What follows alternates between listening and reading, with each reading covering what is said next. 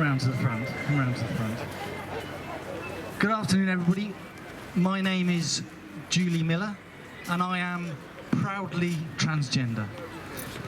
For those who don't know me, I've recently retired from the British Army as an officer, and I now pursue a vocation as a transgender speaker and educator. I am a gender warrior, and the main weapon in my armoury is the irrefutable power of education. I know how to fight. Like us all here today, I was appalled to read the Trump trans erasure policy that was leaked to the New York Times.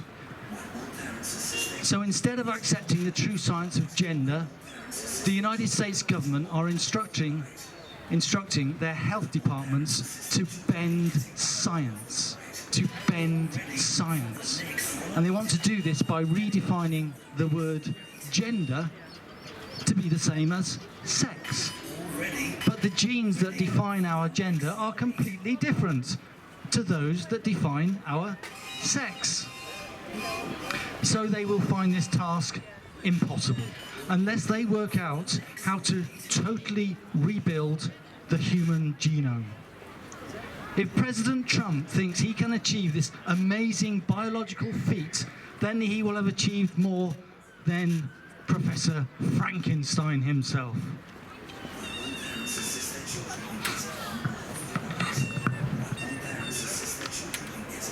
Of course, this whole debate is based on that controversial word, transgender, a word that has come under scrutiny within our culture. It is on our television, documentaries and films are being made, it is all over our social media, and there is deliberation within our parliament with the reform of both the Equalities Act 2010 and the Gender Recognition Act 2004. Transgender is a very new word in the English language, and it came about when it was recognised that such a word was needed to better understand human gender and sexuality.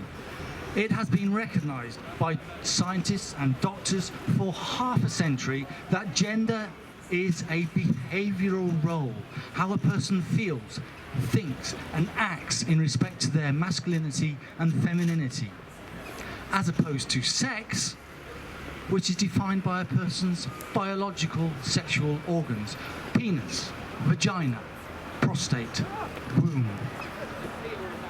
Institutions like the World Health Organization and the American Psychological Association, to name just two, officially define gender as a behavioral role. And if we've been taught this correctly in our educational establishments, then when a baby is born with a penis or a vagina, we would not immediately label them a boy or girl, but we would wait several years until we understood that baby's behavior and then allocate its gender. Now, I'm going to make a historical comparison of the word transgender with a word that provoked similar confusion, concern, consternation, controversy, and powerful emotions within the prevailing culture. And that word is heliocentricity. Helio referring to that big ball of fire in the sky, which is absent today, which we know is the sun, and centricity meaning to revolve around the sun. And 500 years ago, a mathematician and astronomer called Nicholas Copernicus formulated a model of the universe that placed the sun rather than the earth at the center of the universe. But this model, heliocentricity, conflicted with the established geocentric model that put the earth at the center of the universe with the sun revolving around it. And for many decades, in a period known as the Copernican Revolution, heliocentricity was never fully accepted by the politicians, by churchmen, by other wise and noble people, because they were not educated enough in terms of their knowledge of mathematics and astronomy to accept the science of heliocentricity. But then, in 1634, a mathematician and astronomer called Galileo developed an instrument that, for the first time, could actually see the stars and the planets with scientific accuracy, clarity, and transparency. That instrument, the telescope. And with 100% certainty, he could prove to everybody by showing them with their own eyes that the Earth did in fact circle around the sun, and heliocentricity was indeed the correct theory. And now the evidence was totally overwhelming. Okay, propelling ourselves back to the current day, and we are witnessing another revolution, the gender revolution, with transgender being the divisive word. And once again, like heliocentricity, transgender has been comprehensively studied, and thousands of research papers have been written. They show that transgender is just a state of being. It is not a choice. People do not wake up at the age of 33 quarters and decide to be transgender. They're born that way, but what they do is wake up and decide how to present themselves. It is a state of being. It is like being born tall or short, left-handed or right-handed, pretty or not so pretty, Donald. It's like being academically gifted, athletically gifted, musically gifted. And just like being short or tall or left or right-handed or pretty or not so pretty or a good sportsman, these are all on a spectrum. And so is gender. It is not simply one binary or the other. It is not simply man or woman, but an infinite variety of genders in between. Just because we haven't got a name for them all does not mean to say that they do not exist.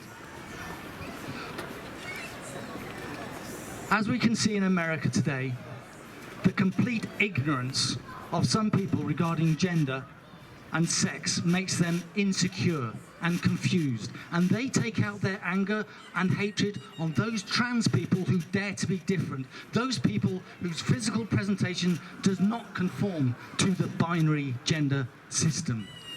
But, like Galileo's telescope, it is scientific instrumentation that is now bringing to the argument the clarity, the transparency, and the scientific accuracy needed to conclude with 100% certainty that transgender is not a choice that people make. It is a state of being. It is how they are born, and gender is a spectrum.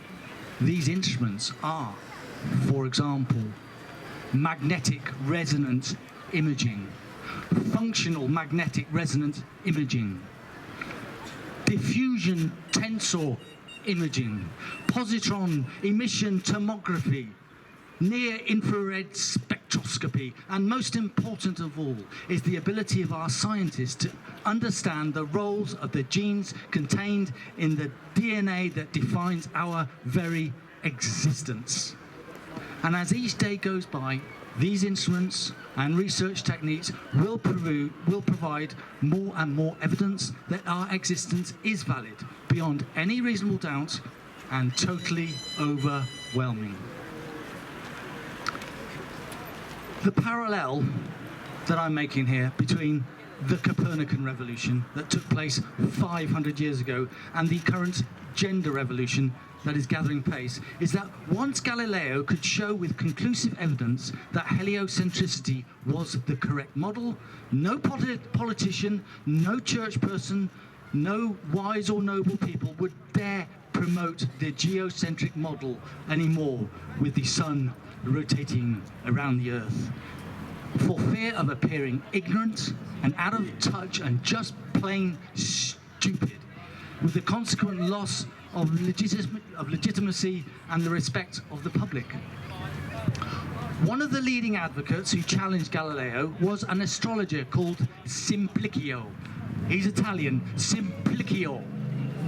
And he was increasingly ridiculed by Galileo and made to look a complete fool. And if you translate his name into English, it is simpleton. Simplicio was the first simpleton. And if you look at the Oxford English Dictionary definition of simpleton, it is someone who is foolish, uneducated, gullible, and just plain stupid. And as transgender research is ever more overwhelming and shows that gender and sex are different and that transgender is a state of being and not a choice and gender is a spectrum, then right-wing politicians, like we're seeing in America, and right-wing religious leaders who are underpinning this policy, and right-wing feminists and any other person who persecutes trans people will look increasingly stupid, uneducated and marginalised and will be regarded as gender simpletons. They will look as stupid as those people who once worshipped the sun, those people who thought the earth was flat, and those people who thought the earth was the centre of the universe.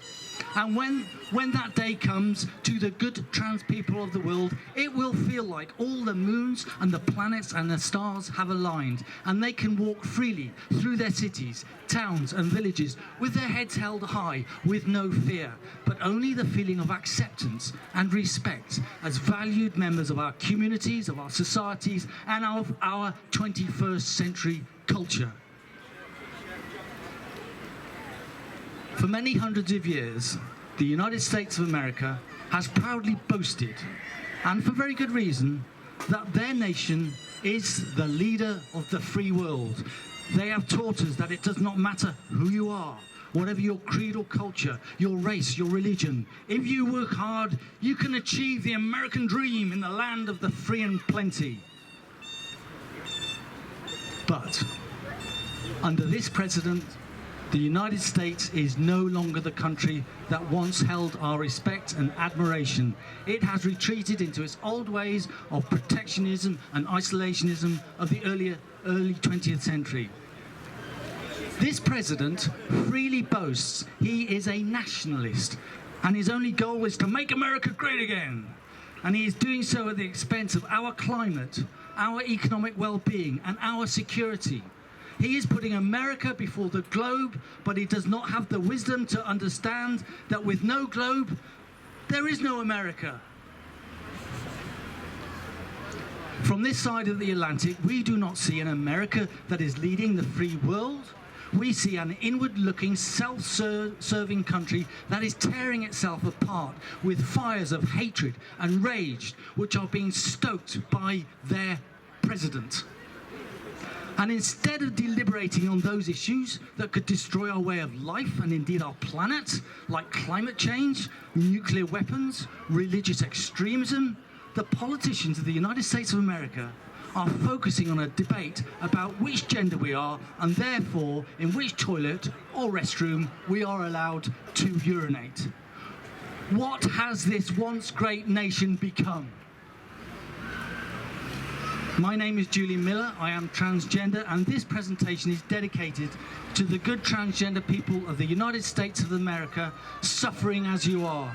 And I hope that the power of reason and of science and of education will prevail over you and your lawmakers and your society. Thank you.